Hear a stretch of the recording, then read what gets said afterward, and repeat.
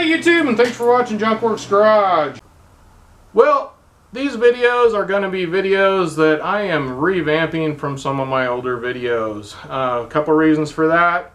YouTube is not paying all that great right now, and I've been told I talk way too much and I get a lot of blah blah blah comments. So therefore I'm kind of trying to cut some of this stuff out. So if you need any more information on what you're about to see and you feel like something got missed, please go find the longer version of these videos. Thanks for watching.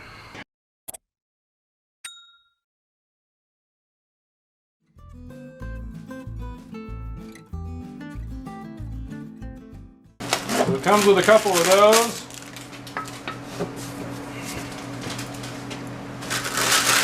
And also for the rear, which I think you can buy these separately, but for the rear it comes with some really hefty looking things here. It doesn't say right here, but in the advertising it said it was like 1.5 to 2 inches, I believe. We'll see, we'll do some measurements. So we got this booby right here from Detroit Axle, because these are basically the stock style struts here, and I decided I probably should throw this in my video to cover my own backside. So here's what I want you to listen to. You are knowingly modifying the vehicle and accept full responsibility of any changes that it may cause. So I'm not telling you to put this on your rig as a do-it-yourself thing. They recommend, and I recommend, that you have this installed by a certified automotive technician, which I am not. So therefore, if you watch this video and you do anything I do, whether it's in the instructions or not, you are responsible for yourself. If you don't like the way I'm doing something, don't do it, and I'm not responsible if you do.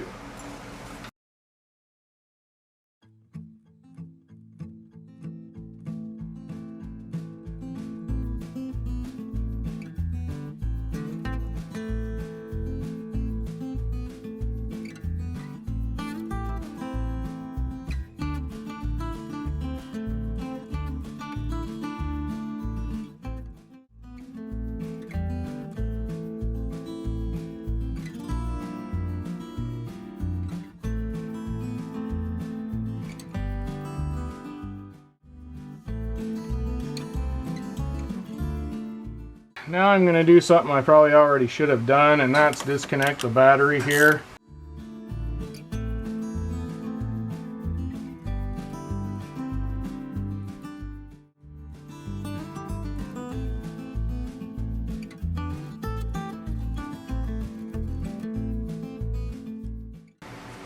This will be out of here.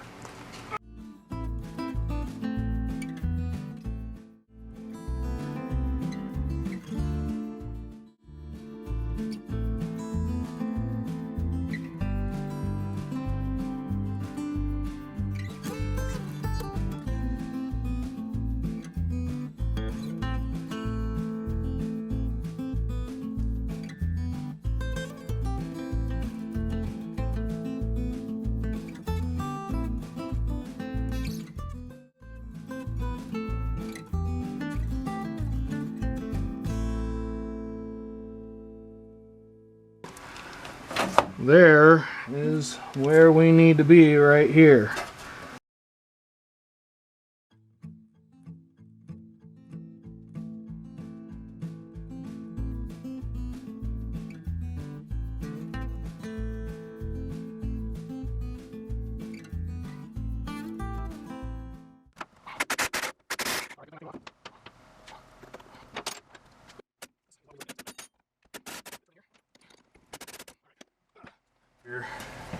Use the improper tool for the right job here. And this should come out of there. So now we're down at the bottom of the spring and shock here, and we're removing this piece here. This is a clevis is what it's called according to the book. So I got the 21mm on here. I got my impact wrench. You can do it by hand. This just makes it easier. So, and then on the other side of this, it appears it also has kind of a captured bolt as well. So we're gonna go for it. Well, unfortunately, my vise grips held, but the bracket fell off. Well, I was able to tap an 18mm on there. So now, this seems to be coming out pretty easily, surprisingly. So we got this one off down here. We got to go to the top. We got another, it's the 21mm, same thing, but on this side, it appears that this is threaded here. There's no nut on it, so we're going to go ahead and pop that loose.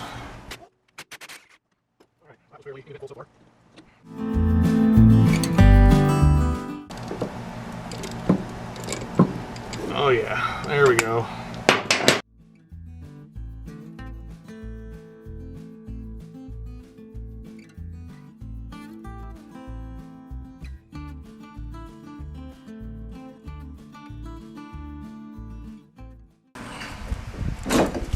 Alright, so it took a little fandangling, but that is out now.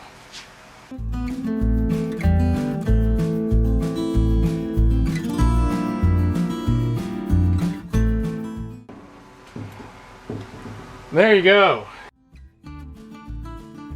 As you can see here, this bracket will not go onto here all the way. You put this on, I hope, and it sticks out and, you know, ½ inch or so. So for this lift, you have to cut these off. So what I decided to do is I'm going to actually take this right here.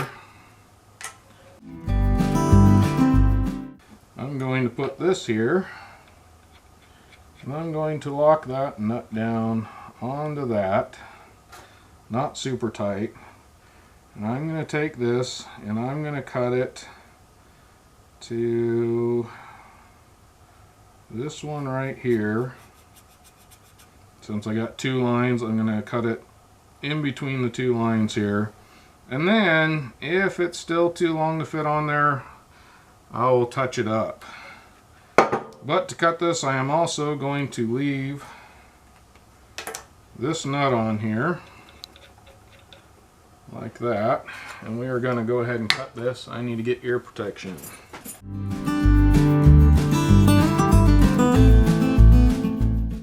So careful, that's going to be hot. But what this nut does, in theory, is make it so I can pull this off and it'll kind of re-thread this part right here. And then I should be able to put it back on as well, easier. So a little tip you get there.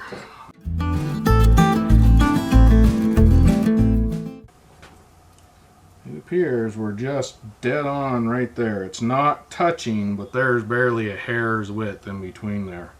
So I think that's a good measurement right there. My battery died there, so you didn't see where I went next. I went ahead and I grabbed my calipers, and from the bottom part here I went all the way to the tip of the top here, and then I went around and I marked all these. Now we got these all cut down to size, and I believe that should fit on there nicely. I want to make sure it's good and flat here. We don't have any problems. There's a little bit of wiggle room, but all in all, I'm pretty happy with that. Now here is my biggest thing.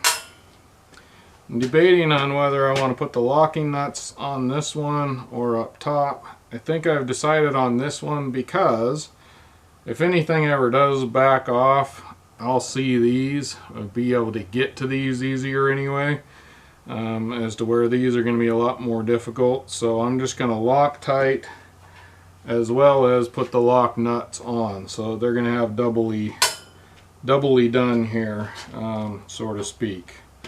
But part of the thing is, to do that, you gotta put the nuts on part way as you lift this up.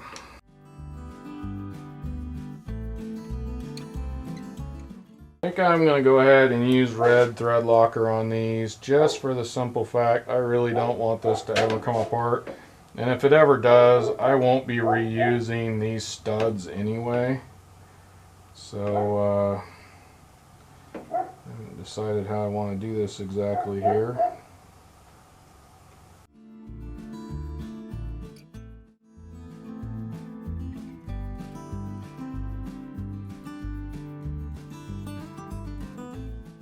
Now, I'm sure there's a torque spec on these. I will leave that to you. I'm going to go with tight. But I am questioning, we are going to find out together, whether or not this will go up in there, and then I'll be able to hopefully get this on. I may need to put this on first. I am not sure. And this is a 13/16 or 21 millimeter, which is what I have in impact here. And again, you can do it by hand. Don't want to. I'm going to let down the jack here. I'm hoping maybe it'll pop loose. That it didn't.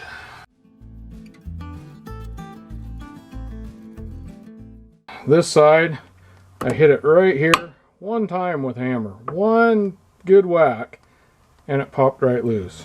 So I got this on here, got this on here, got a 3/4 wrench, and I am going to snug it up a bit, and then come on now. Whoa.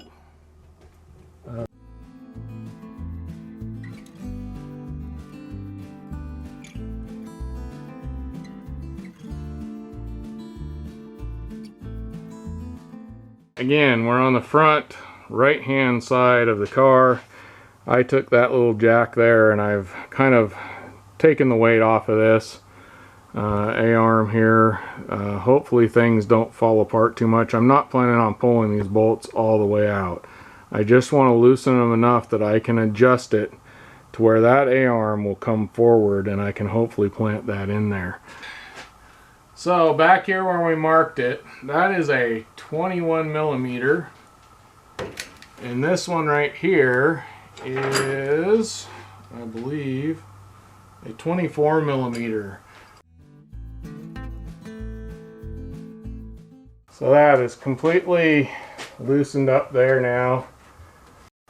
Alright, well, I'm working on the other side and I cannot make that long 21 millimeter socket and wrench work, so I'm going to have to resort to this. You may have to as well. All broke loose, but now these are loose. I can take this and move this around. Oh wow, yeah. Push that right on out. In fact, it's pushing it so far, it's pushing that off the thing there.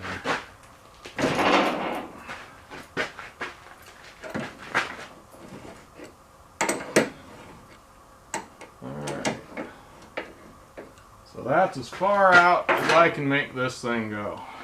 So I'm gonna go ahead and take this off the jack stand. Once in here. Oh boy, that's really holding that a lot. Wow, that just let that go down a lot. Well, I wired this up so it took some pressure off of this ball joint right here. Not gonna lie, I got some makeshift 2x4 screwed to a board to make my jack sit sideways a little bit and hopefully pull out on this as much as I can.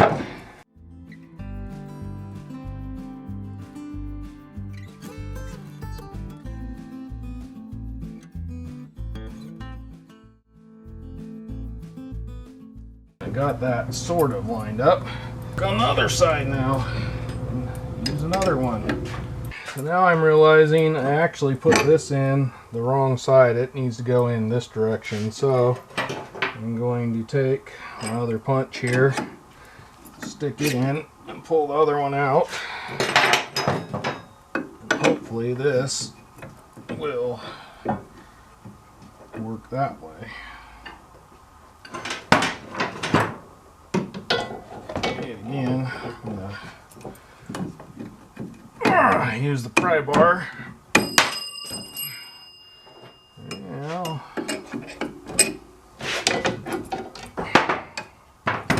and I'm going to tap it in. I know people don't like it, but I've never messed up threads once doing this, so I think that's more of a wives' tale than anything. And we are finally in. Not gonna lie, that was kind of a bear. So I got this bigger jack set up here, and this is where I'm definitely saying if you do anything I do and you hurt yourself, I am not responsible, because this is where we're trying to compress that spring, and I'm hoping the body's heavy enough, but it's probably going to pull it up kind of off of the jack stands and things like that. So you really got to pay attention to what you're doing before you do it.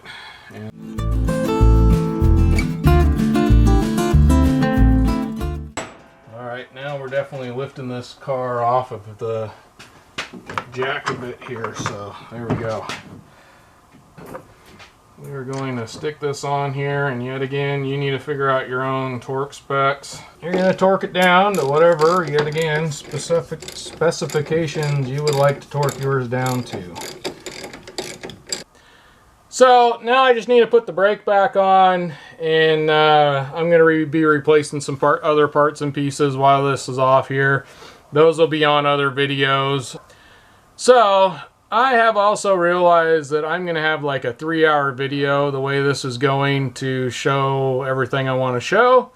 So in that case, if I fast forwarded through something like the removal of the battery and the battery tray and the air box and those kind of things, I will have videos showing those in more detail. I have to cut this down, so I can't show everything in this video or nobody will watch it. And don't forget to tighten up the upper bolts that are on the shock tower up there for the upper part of the lift there. I still need to do that as well, but don't forget to do that. You're going to torque those down to whatever specifications you deem necessary, and I am going to probably put a drop of Loctite on those as well, just for precaution. When we're all done, we'll have the measurements coming up. So, here we go, the measurements. First of all, I'm going to say, gotta get you here. Please go check out my playlist for this Jeep Liberty. Not only is it going to have the lift video, I'm going to do front and back separately, as you've already probably noticed. But I have several other videos on this Jeep fixing other problems with it, including some auto body fixing some rust and things like that. So please go check out my videos so I can get a paycheck. Now back to it. The right front I picked up exactly 4 inches, which surprises me. The left front exactly 4 inches. Both measurements to the exact mark was 4 inches on the dot in the front. And that's the right rear. I got 2 1/4 inches of lift in the right rear, and in the left rear I got 2 1/8 inch lift. So there's a 1/4 inch off there somewhere, but I have a feeling once I drive it around, like I said, and it jounces more and bounces more, that we will measure this again, and some of those measurements not only are going to change some, but probably go down a little bit as things settle in. Altogether, I'm pretty happy. I like the looks of it. The only problem now is my tires are too small, but they are brand new. They're less than a couple years old. So, I probably will not be changing those out anytime soon unless I can put these tires on something else and later on put bigger tires on it. So if there's a tire company out there that would like to see their tire on one of my videos, I would very much appreciate that, because right now I can't afford tires. All in all, the front end was fairly difficult. I will put it right out there. There was a lot of thinking involved with that one. You definitely have to, for the lift, you have to tear everything apart and kind of move things around, and it's just going to be what it is. Otherwise, you're not going to get in there. If you don't put the lift on here, you're just doing struts, man, that would be so easy to just pull in and pull out. They're really not difficult at all. So that extra, what ended up being 4 inches of lift, made it a lot more difficult. Well, get out there and get your junk working. Thanks for watching Junk Works Garage, where I'm proud to say I'm a jack of all and master of none. You all have a good one.